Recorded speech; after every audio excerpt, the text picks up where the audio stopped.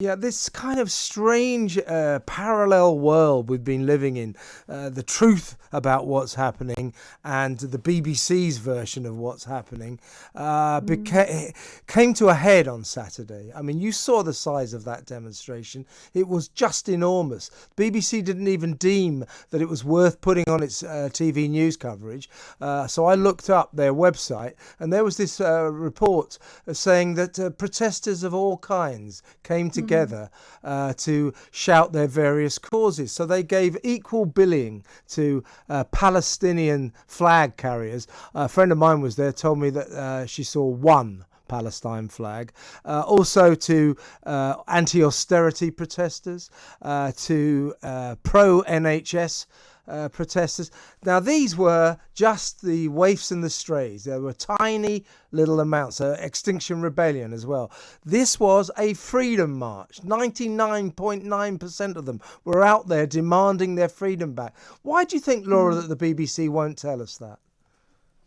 It is the strangest thing. I mean, I've gone from bemusement to bewilderment. I don't get it. I mean, this time, I think it's the Reform Party's Richard Tice went up in the air in a helicopter Mhm. to verify the numbers because the media aren't doing it. And there has to be a minimum of 100,000 there. And yes, largely anti-lockdown protesters, freedom protesters, not fringe, not weird, not the Palestinian flag carriers. Now, I've been to report on three of the protests. I reported on them for Spite, and my reports are completely at odds with the BBC and other newspapers.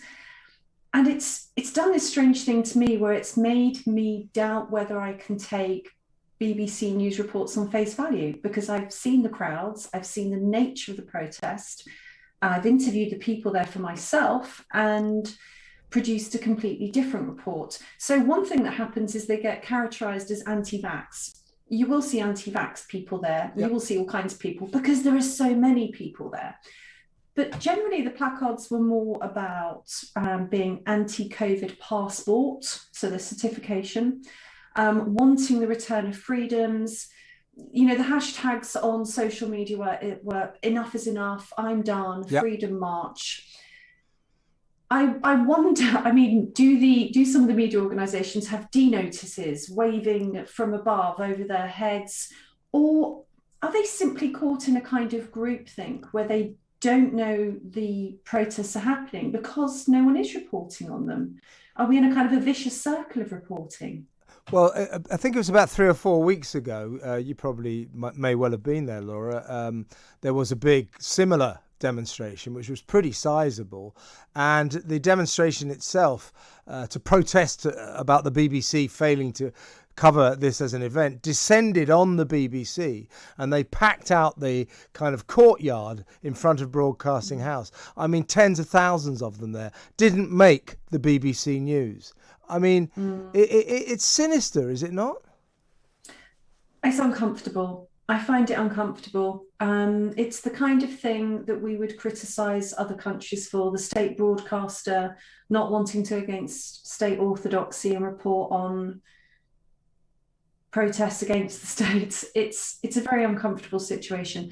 I think that if you trace how the protests have been covered from the beginning of the epidemic and the lockdown and the policies around the epidemic, there has been an interesting trend. I mean, there was huge disapproval.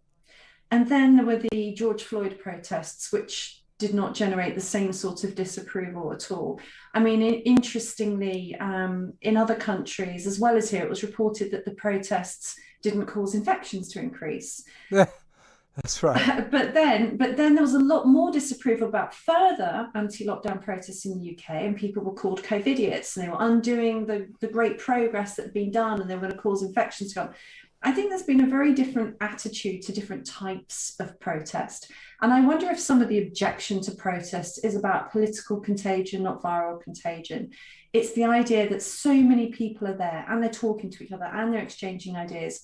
And you just get the feeling maybe the last thing they want is to report on it and spread it even further. I just don't know. I'm honestly bewildered by the weird coverage. I think the groupthink at the BBC is something to do with the fact that BBC journalists have decided that anyone who goes on one of these freedom marches is some kind of weirdo fringe anti-vaxxer. Now, I didn't go myself, but my colleague Julia Hartley-Brewer was there.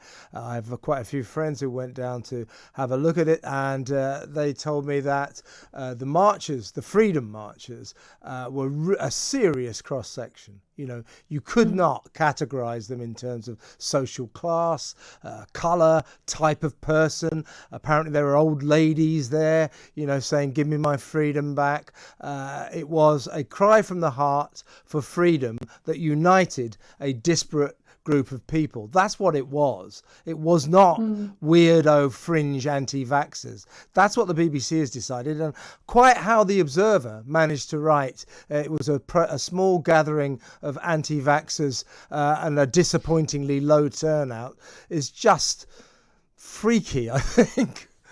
I know. I would like to meet some of those reporters at a freedom protest and, you know, interview people together and see how different reports stack up.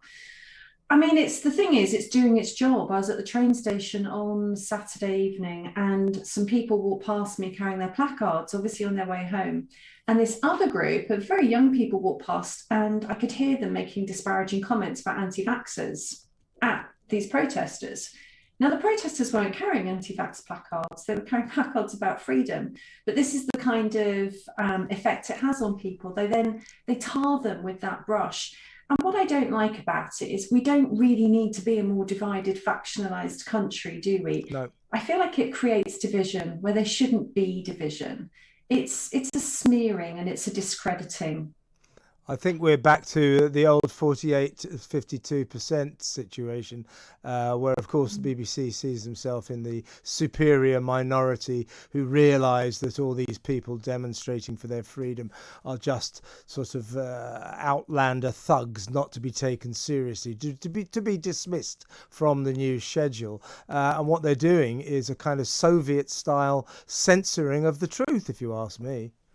Yeah, and what would be nice would be to see more support actually for the concept of protest. It's an essential part of a democracy. And let's not forget, protest isn't illegal and it hasn't been illegal. I mean, gatherings of over 30 are not generally allowed, but there are exceptions, including those organised by a political body, which includes protest.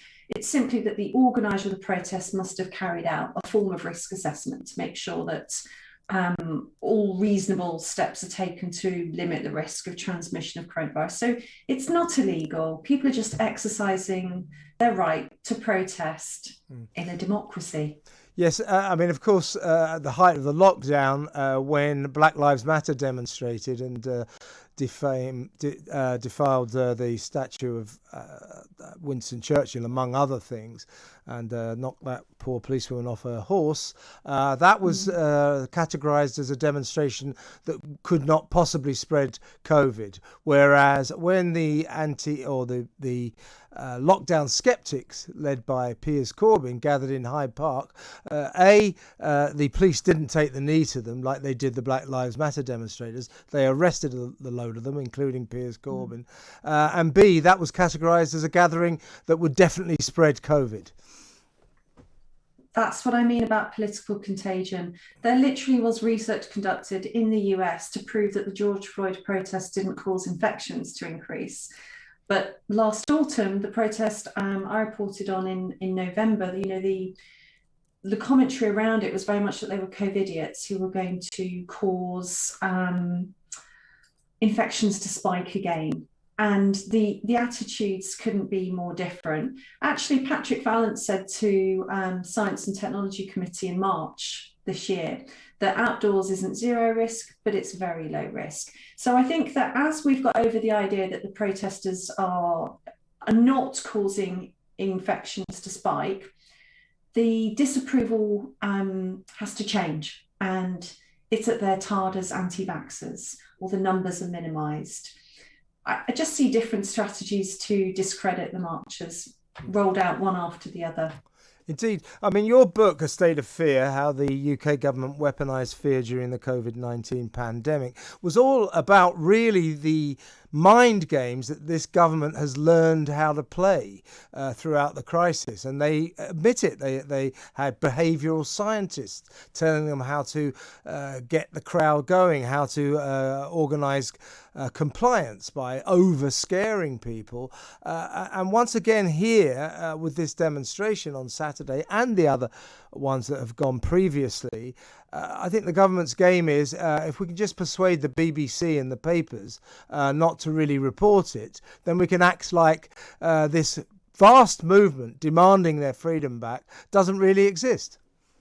Well, I think the right strategy in anything in life, and including psychology, would be to think, what's the end point? Where do we want to be as a country?